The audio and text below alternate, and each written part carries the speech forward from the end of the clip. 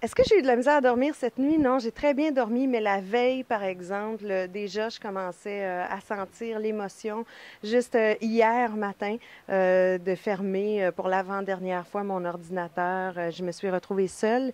Ici aussi, bon, aujourd'hui, évidemment, là, il y a plein de monde, mais hier, j'ai pris un petit moment pour moi. Puis, tu sais, c'est quitter une équipe, c'est quitter un bureau aussi. Tu sais, ces petites affaires, ces petites gugus, là, on fait machinalement les mêmes choses matin après matin, surtout quand on fait une émission aussi tôt que ça.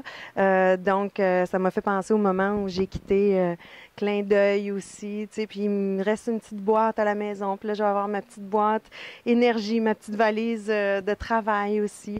Puis là, aujourd'hui, c'est de me laisser vaguer, si tu veux, à travers toutes ces émotions-là. Eh bien, ils m'ont réservé beaucoup de surprises. Entre autres, j'ai une manucure pendant que je faisais mes nouvelles. C'est assez particulier.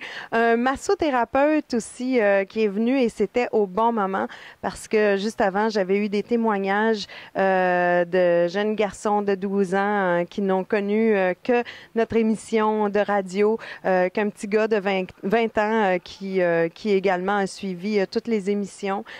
Donc, à ce moment-là, là, j'étais très émue. Puis, avoir quelqu'un qui m'a enlevé un petit peu de pression sur les épaules, je dois dire que ça fait du bien. Mon plus grand défi, ça a été de me ramasser, entre parenthèses. Bon, venant de l'école publique, j'ai commencé une carrière de chanteuse à 16, 17 ans. Et puis, il y a une technique de travail où tu dois être très méthodique quand tu fais de la radio, quand tu fais des nouvelles aussi. Non, je ne suis pas journaliste, mais tout de même, c'est un métier qui s'apprend. C'est toute la méthodologie donc, que j'ai dû apprendre, qui est un grand changement pour moi, enfant de hippie qui a vécu dans la liberté totale pendant des années. Donc là, je me retrouvais dans un milieu un petit peu plus structuré et je dois dire que ça m'a fait beaucoup de bien.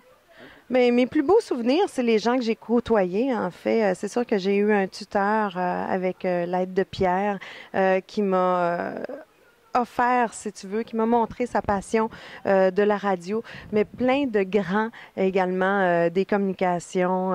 Je pense bien sûr à Martin Petit, je pense à Éric Salvaille, je pense à Patrick Gros, à Jean-François Barry, à Philippe Bond aussi maintenant, le beau Martin Lemay, et puis un ami de toujours aussi parce qu'il est là également depuis les débuts, c'est André Furlat qui est notre réalisateur.